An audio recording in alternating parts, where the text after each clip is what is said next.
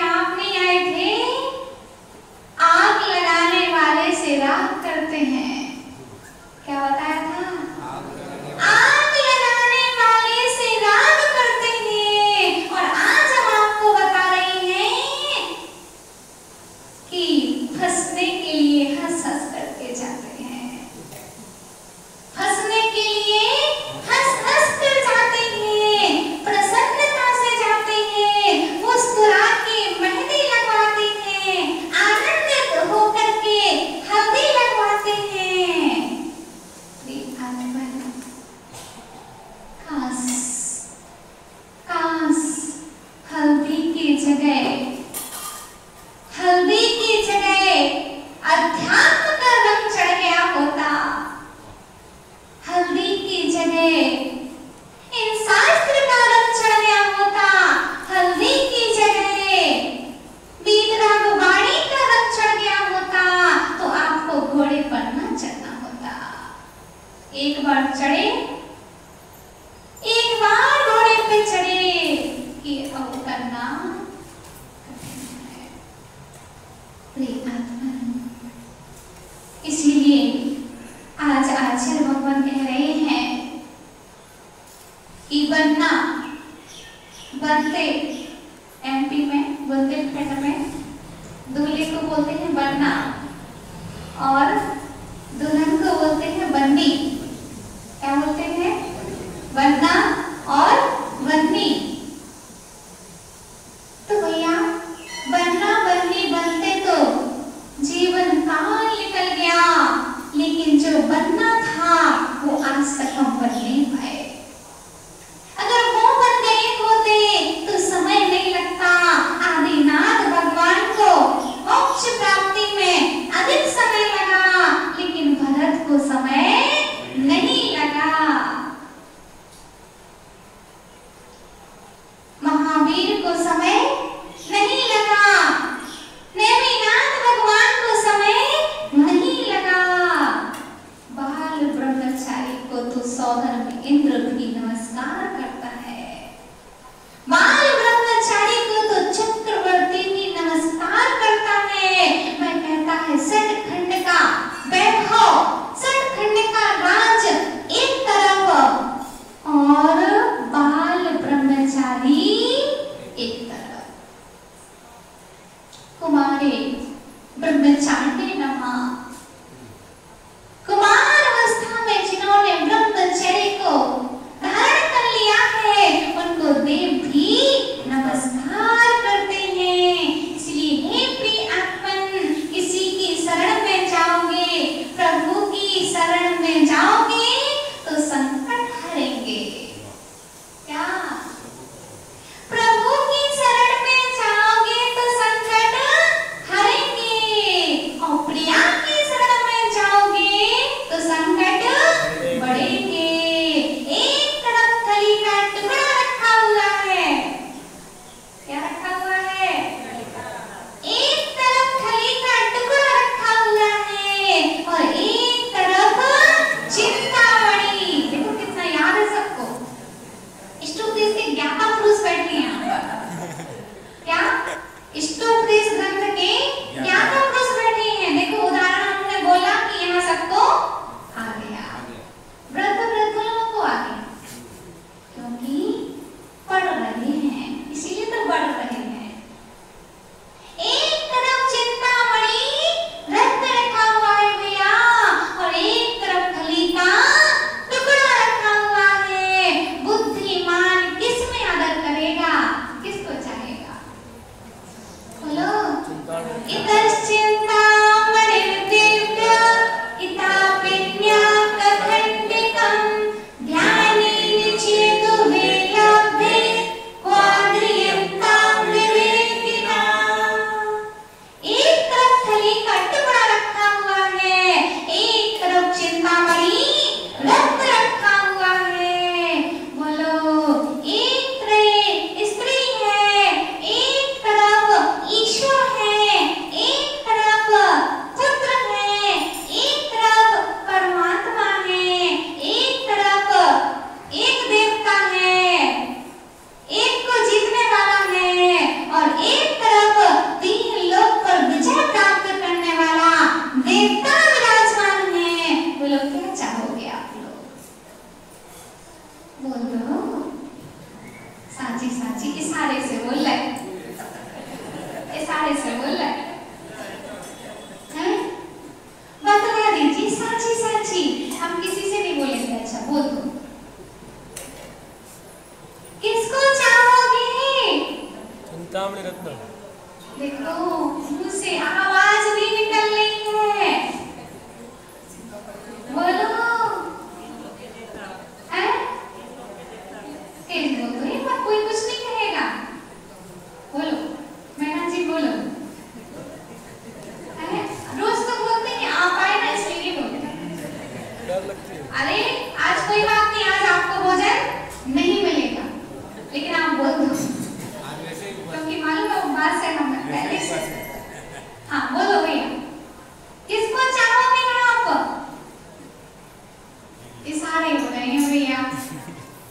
लोग बता रहे हैं क्योंकि सामने भगवान विराजमान है। अगर तीन तेज से बोल देंगे तो ये भगवान रूठ जाएंगे, इसलिए इशारे करके बता रहे हैं कि ईश्वर ही श्रेष्ठ है।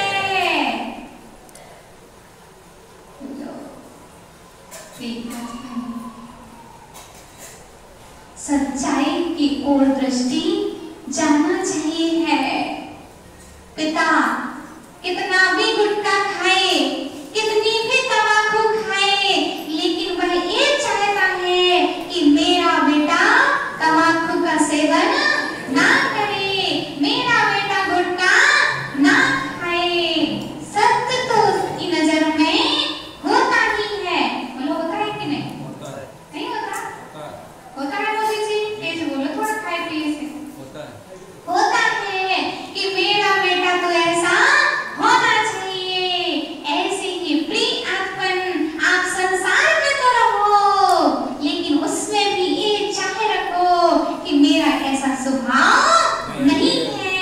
मैं जहाँ जी रहा हूँ ये विवाह पड़ती है, और जब तक हम विवाह परिणति में जिएंगे, विवाह परिणति में जिएंगे, तब तक बाहर का रास्ता खुला हुआ है, घर के दरवाजे आपको बंद।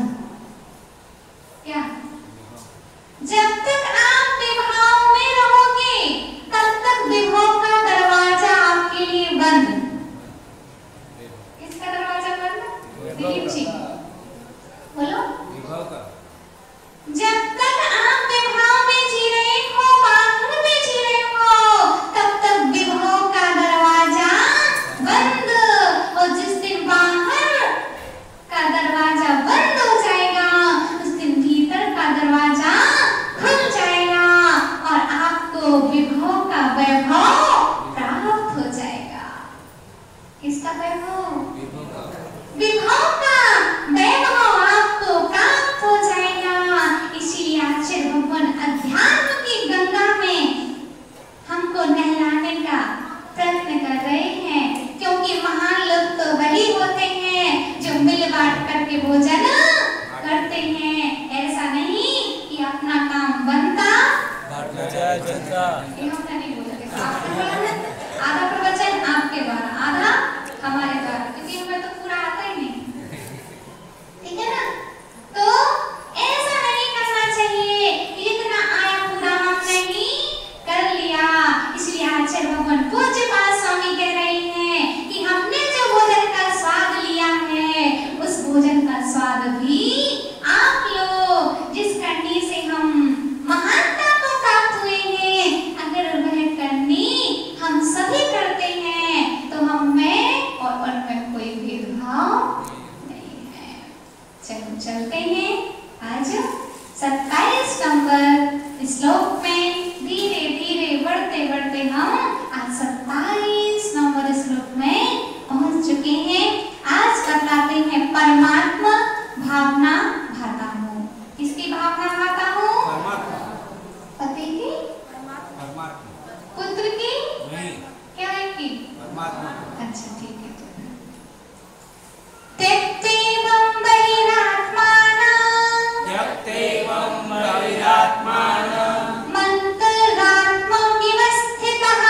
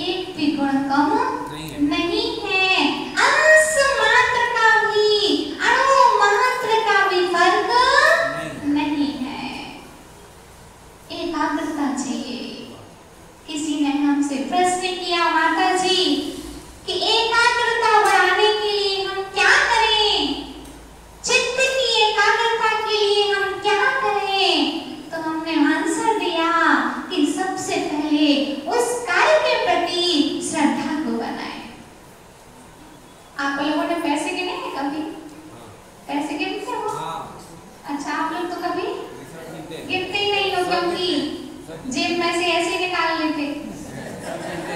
गिनते कहाँ हो आप? सही बात है, इसीलिए इन लोगों ने बोला भी नहीं, क्योंकि गिन के कहाँ निकालते? ऐसे ही तो पूरे, देखो वहां से पूरे लोग बढ़िया लोग बोल रहे हैं, हाँ ऐसे ही है ना। तो गिनते तो आप लोग कैसे हो ही नहीं, ऐसे ही निकाल लेते हो। आप लोग गिनते हो? सीएमएस कमाना पड़ता है तो गिनना तो पड़ता ही है। तो आप लोग कैसे गिनते हो? तो आपका 100 का नोट इधर का उधर नहीं होता। क्यों? ध्यान एकाग्रचित। अच्छा, हाँ, अब समझ पड़ी हमारे लिए। अब समझ पड़ी कि आप लोग जब पैसे गिनते हो तो थूक लगा लगा करके पैसे गिनते हो। कैसे गिनते हो? थूक लगा लगा करके पैसे गिनते हो। और कभी कभी तो वैसा ही संस्कार बना रहता है तो किताब भी ऐसे ही पढ़ते हो, टोकना पड़ता है बीच में, क्योंकि संस्कार में आ जाता है। तो हम आपसे कहना चाहेंगे कि श्रद्धा आपने किसके प्रति बना ली है? पैसे के प्रति। इसीलिए 100 का नोट इस गिड्डी का इस गिड्डी में नहीं जाएगा। 500 रुपए भी इधर से उधर नहीं हो सकते हैं, क्योंकि श्रद्धा बना ली है। एकाग्रता पैसे गिनने में लगती है, लेकिन माला गिनने में नहीं लगती है, क्योंकि आपको उसके प्रति श्रद्धा नहीं है। आपने पैसे के प्रति श्रद्धा की तो आपका चित्त इधर से उधर नहीं जा रहा है। नींद किसको आती है पैसे गिनने में?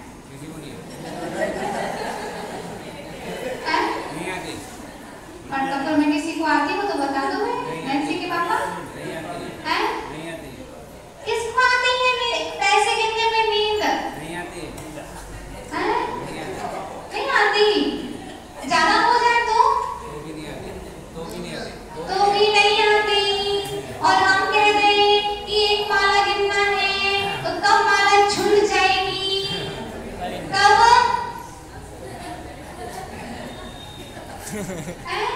मालूम ही नहीं चलेगा। हम कह दें कि स्वाध्याय करना है तो कब किताब बंद हो जाएगी पता ही नहीं चलेगा। प्रवचन में बैठे बैठे हम सो लेंगे, क्योंकि घर पे से शांति मिलती ही नहीं है। कम से कम 1 घंटे प्रवचन में शांति मिलती है, इसीलिए यहाँ आकर के हम सो लेते हैं। हम भी सोचते हैं कि इनको जगाना नहीं है, बेचारे 23 घंटे बैल जैसे जुटे रहते हैं, यही तो छूट करके आए हैं, यही तो बंधन से मुक्त है, तो आराम से भैया सो लो। लेकिन एक झटका भी अगर लग गया और एक कान में बात पड़ गई तो पूरे प्रवचन करने की सार्थकता हो जाती है। तो आचार्य भगवान कह रहे हैं कि संपूर्ण विकल्पों के जाल का त्याग करना पड़ेगा, तब क्या बनेगी? एकाग्रता। पैसे के प्रति जितनी एकाग्रता है भैया, दिलीप जी बुरा नहीं लगेगा आपको इसलिए बोल रहे हैं, है ना? लग जाए तो अच्छी बात, हमारे लाइन में आ जाएंगे सब। तो पैसे गिनने में जितनी एकाग्रता रहती है, जितनी एकाग्रता रहती है, उतनी ही एकाग्रता अगर परमात्मा के प्रति हो जाएगी तो आपको परमात्मा बनने में देर नहीं लगेगी। लगेगी क्या? बोलो, हेमा सोना बोलो।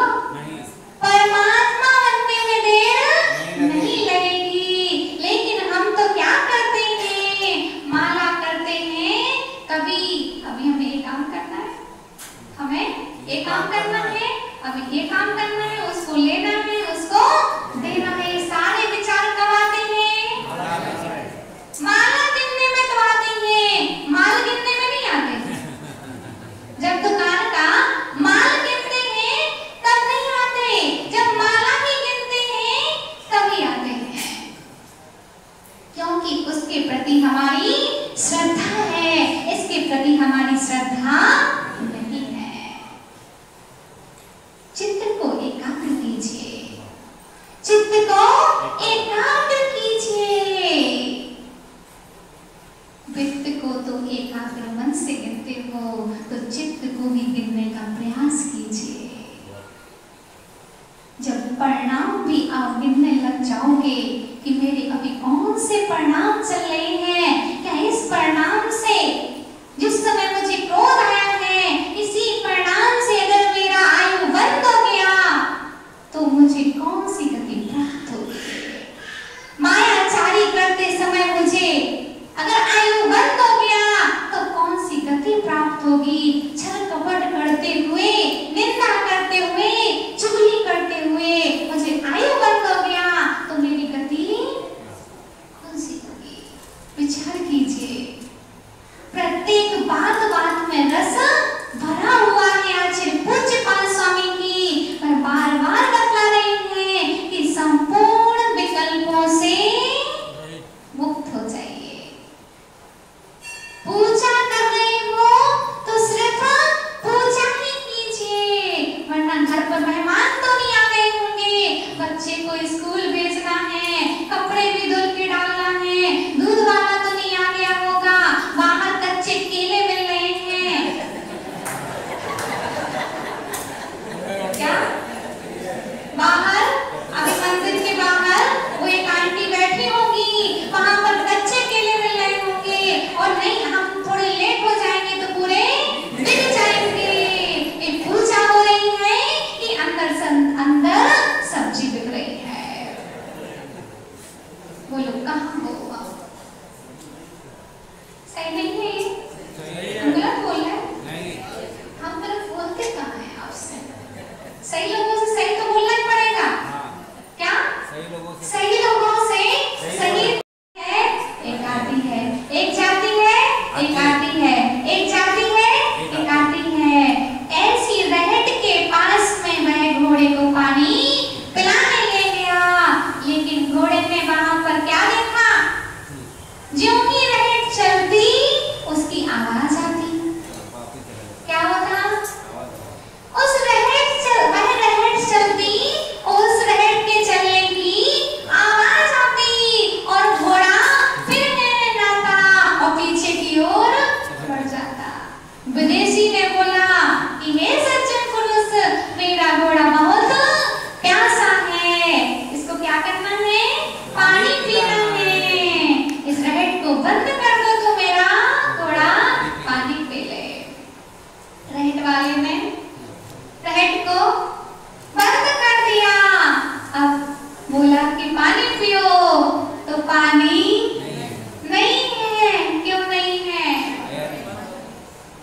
क्योंकि रहट चलेगी तो आवाज आएगी, आवाज आएगी तभी तो पानी आएगा।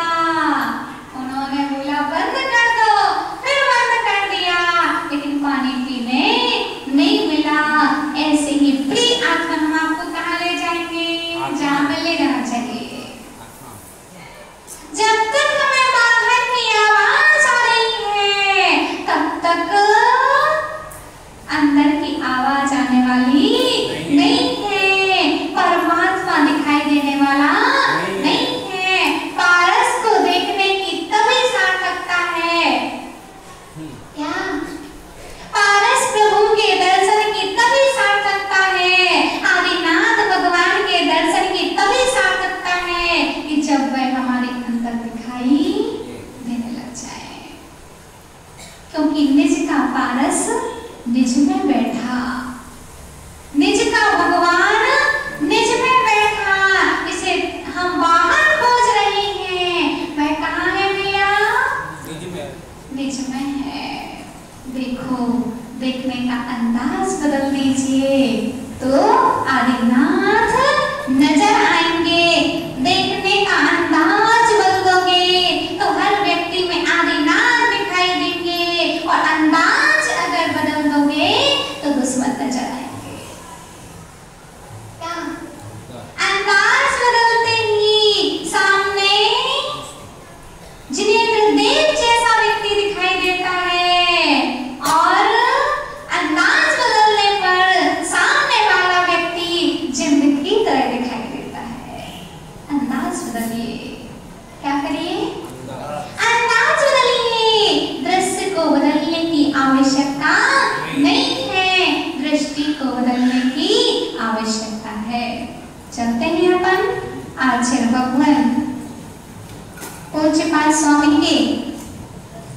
28 नंबर श्लोक में ध्याओ परमात्मा को। किसको ध्याओ? परमात्मा को। सोहि मिथ्यात् संस्कारस्, सोहि मिथ्यात् संस्कारस्, तस्मिन् भावनया पुनः, तत्रैव दृढ संस्कारः,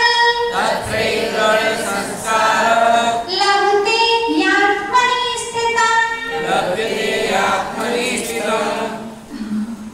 आचार्य भगवान पूज्य पाद स्वामी कह रहे हैं, उस परमात्मा पद में भावना करते रहने से वह अनंत ज्ञान स्वरूप परमात्मा मैं हूँ। इस प्रकार से संस्कार को प्राप्त हुआ ज्ञानी पुरुष फिर उसी परमात्मा पद में आनंद स्वरूप की भावना करता हुआ उसी परमात्मा स्वरूप में संस्कार की दृढ़ता हो जाने से निश्चय से अपने शुद्ध चैतन्य स्वरूप में स्थिरता को प्राप्त हो जाता है। संस्कार मजबूत होंगे, संस्कार मजबूत होंगे। जब आपके मोबाइल के संस्कार मजबूत होते हैं तो हमें बहनें बताती हैं, भैया बताते हैं कि माता जी हम तो अब उसमें टाइपिंग बिना देखे भी कर लेते हैं। कैसे कर लेते हैं भैया? पहले तो शुरू में हम एक एक बटन को बटन क्या आप तो चैट वो क्या बोलते हैं जो भी टच करते हो तो उससे टाइपिंग हो जाती है, लेकिन एक एक अक्षर उसमें पहले हमें देखना पड़ता था। लेकिन इतना गहन अभ्यास हो गया है कि बिना देखे भी हम टाइप कर लेते हैं। मोबाइल में क्या बोला? लिख लेते पूछो बिना देखे भी अभ्यास के द्वारा उसमें आप लोग मोबाइल में पूरा टाइप कर लेते हो, मैसेज टाइप करके किसी को भेज देते हो। अभ्यास हो गया है, संस्कार बन गया है। तो ऐसे ही भैया परमात्मा का अभ्यास करते करते करते करते ऐसा एक दिन अभ्यास हो जाएगा, ऐसे संस्कार बन जाएंगे कि हम एक दिन परमात्मा बन जाएंगे। योग्यता है आपके अंदर? है? क्योंकि हम यही मानते हैं कि हम सभी कौन से जीव हैं? भव्य जीव हैं, और भव्य जीव के लिए ही उपदेश है। किसके लिए है? भव्य जीव के लिए। मेरा उपदेश किसके लिए? भव्य जीव के लिए। गुरुवर का उपदेश किसके लिए? भव्य जीव के लिए। शिष्य में भी गुरुवर योग्यता देखते हैं, योग्य शिष्य को ही योग विद्या देते हैं।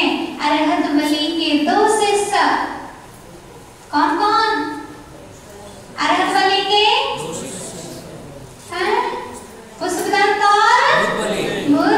थोड़ा सा हिंट कर दो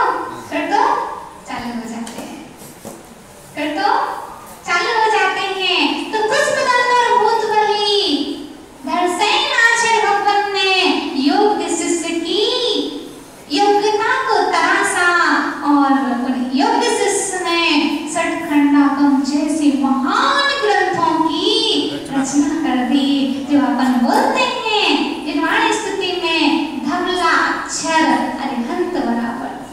कैसा? धवला अक्षर अरिहंत बराबर दिव्य ध्वनि जैसा। और पहले अपन क्या बोलते थे? काला अक्षर भैंस बराबर। देखो हमने तो नहीं बोला, आपने बोला ना, ठीक है, अच्छी बात। पहले हम जब अज्ञानी थे तो बोलते थे काला अक्षर दोनों बराबर। कैसा? काला अक्षर दोनों बराबर। हाँ, और अब हम जानने लगेंगे तो बोलने लगेंगे धवला अक्षर अरिहंत बराबर, धवला अक्षर अरिहंत बराबर। अक्षर अक्षर अरिहंत की प्रतिमा के समान है। कौन सा? षटखंडागम ग्रंथ में 16 पुस्तकों में। प्रिय आत्मन धवला, महाधवला, जय धवला, महाधवला, कितने महान महान ग्रंथ हैं। वे हम समझ में भले ना आए, लेकिन हे भगवान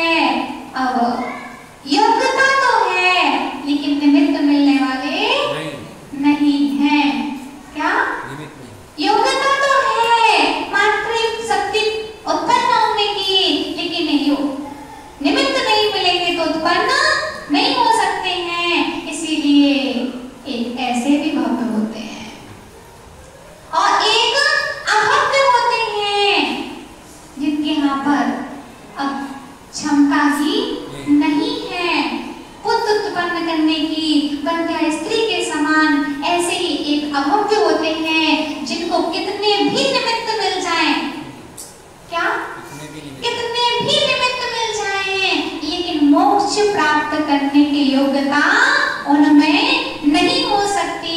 ऐसे अभव्य जीव होते हैं। कैसे होते हैं? जिनको कितना भी निमित्त मिल जाए, कितना भी गुरुओं का समागम मिल जाए, लेकिन कुछ भी नहीं होगा, निमित्त उनको अच्छे नहीं मिल पाते हैं। कभी शारीरिक पीड़ा रहेगी, कभी मानसिक पीड़ा रहेगी, कभी शरीर अच्छा नहीं मिलेगा, कभी उसको ऐसे निमित्त नहीं मिलेंगे कि जिसके द्वारा वह इस मार्ग पर आगे बढ़ जाए। ऐसा अभव्य जीव होता है। तीन प्रकार की समझ ली हमने उदाहरण से भी। तो हम सभी तो भव्य जीव हैं और हम सभी के अंदर भगवान बनने की योग्यता है। सौभाग्यवती स्त्री के समान हमें जरा सा निमित्त मिलेगा और हम कार्यकारी हो जाएंगे। जिस प्रकार थोड़ी सी अग्नि चिंगारी डालने पर बड़े रूप में हो जाती है, ऐसी भव्य जो पुरुष होता है, भव्य जो जीव होता है, वह थोड़ा सा निमित्त पाकर के उसको बड़ा कर लेता है। प्रिय आत्मन, जो परमात्मा में गुण है वह आप में है, एक भी कम नहीं है। शुद्ध नए से, क्या शुद्ध नए से, नए कितने प्रकार के होते हैं? वैसे दो प्रकार के, निश्चय नए और व्यवहार नए, और वैसे तत्वार्थ सूत्र में 7 नए, और वैसे बहुत सारे नए होते हैं, लेकिन मुख्य रूप से निश्चय नए और व्यवहार नए। जो द्रव्य का कथन करता है उसे निश्चय नए कहते हैं, द्रव्यार्थिक नए भी कहते हैं। जो पर्याय का कथन करता है उसे पर्यायार्थिक नए कहते हैं। कौन सा नए? पर्यायार्थिक नहीं, पर्यायार्थिक नहीं, पर्यायार्थिक नए कहते हैं। हम भी ऐसे बोलते थे, लेकिन आज से भगवान ने पर्दापुर में समझाया तो समझ पड़ गई। पर्यायार्थिक नए, जो पर्याय का कथन करता है वो पर्यायार्थिक नए, और जो द्रव्य का कथन करता है वो निश्चय नए। आत्मा है ना, तो शुद्ध नए की दृष्टि से हम परम शुद्ध हैं। कैसे हैं? नए दोनों ही प्रमाण है, निश्चय नए भी प्रमाण है, व्यवहार में भी प्रमाण है। तो निश्चय नए की दृष्टि से हम कैसे हैं? शुद्ध हैं। द्रव्य संग्रह में लिखा है ना, सभ्य शुद्धाहु शुद्धया, सभ्य शुद्धाहु शुद्धया। शुद्ध नए की दृष्टि से हम सभी जीव कैसे हैं? शुद्ध हैं। नाली में जो कीड़ा बिलबिला रहा है, क्या नाली में जो कीड़ा बिलबिला रहा है वह भी शुद्ध नए की दृष्टि से शुद्ध है। लेकिन नए से मानना, पूछने मत जाना, क्योंकि भगवान आत्मा है, भगवान आत्मा भी है, शुद्ध भी है, लेकिन व्यवहार में आना पड़ेगा, पूजने नहीं जाएंगे। इसीलिए नयों का भी ज्ञान हमारे लिए होना चाहिए। द्रव्यार्थिक नए से हम शुद्ध हैं, जो भगवान आत्मा है वही हम हैं। इसीलिए हमें परमात्मा को ध्यान का प्रयास करना है। ध्यान कहो या भावना कहो, क्या कहो? भावना कहो।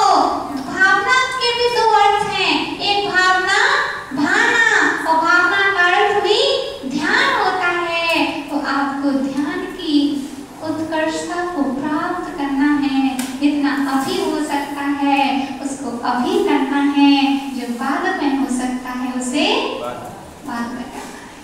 लेकिन करना अवश्य है, क्योंकि इसके अलावा कोई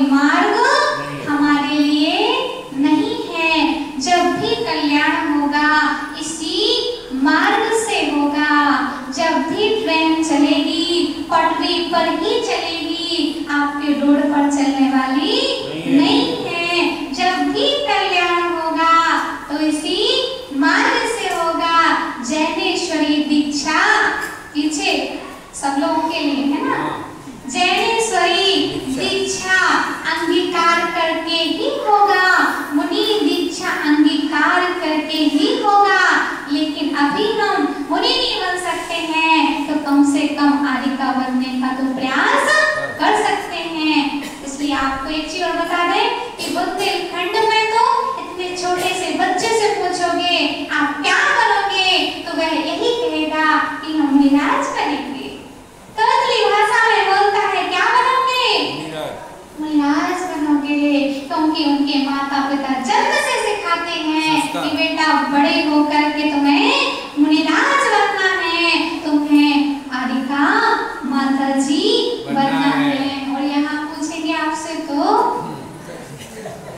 क्या बोलोगे?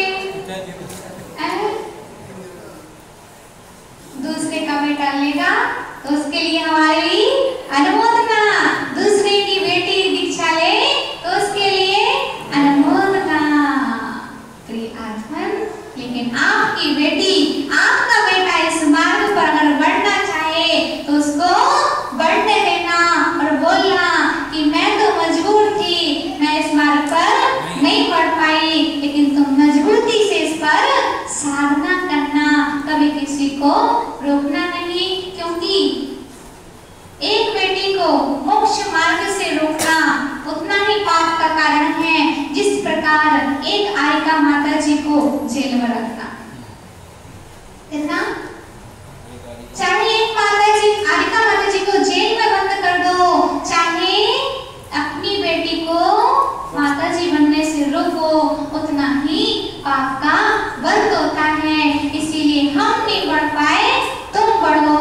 लेकिन ये मार्ग तलवार की धार पर चलने के समान है।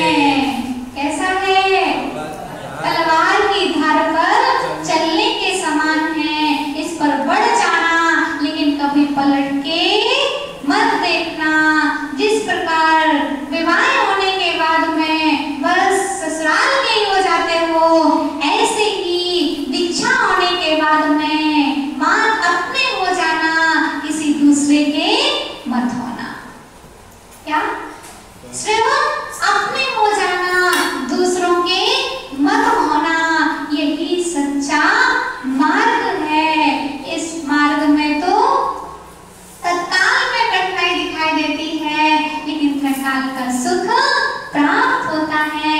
आपके मार्ग में तत्काल में भी सुख दिखाई देता है, लेकिन त्रिकाल का दुख आपको प्राप्त हो जाता है।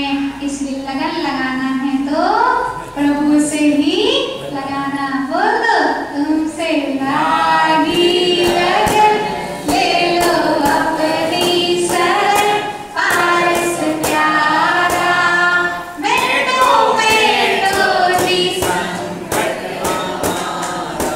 हे भगवान, इन सभी जीवों का संकट मिट जाए जो इनके ऊपर संकट आया हुआ है। और जिस प्रकार आप संकट को हटा करके स्वयं में लीन हो गए हैं, इनके भी सब संकट दूर हो, इनको भी सद्बुद्धि प्राप्त हो और ये मोक्ष मार्ग पर बढ़ते रहें, ऐसी हमारी कामना है। पूज्य पाद की पूज्य पाद वाणी अभी चलती रहेगी। वह हमारे लिए पूज्य बनाने में निरंतर प्रयास करती है। बोलो पूज्य पाद स्वामी की अच्छे भगवान श्री विभू सागर जी महाराज की जय। ओम श्री माता जी की जय।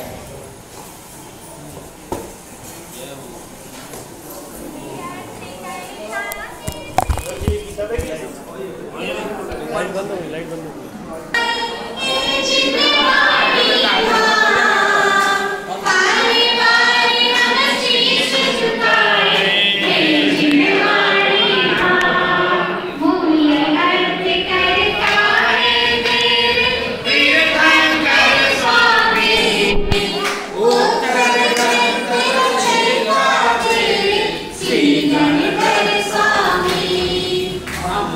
सर्वशोदासने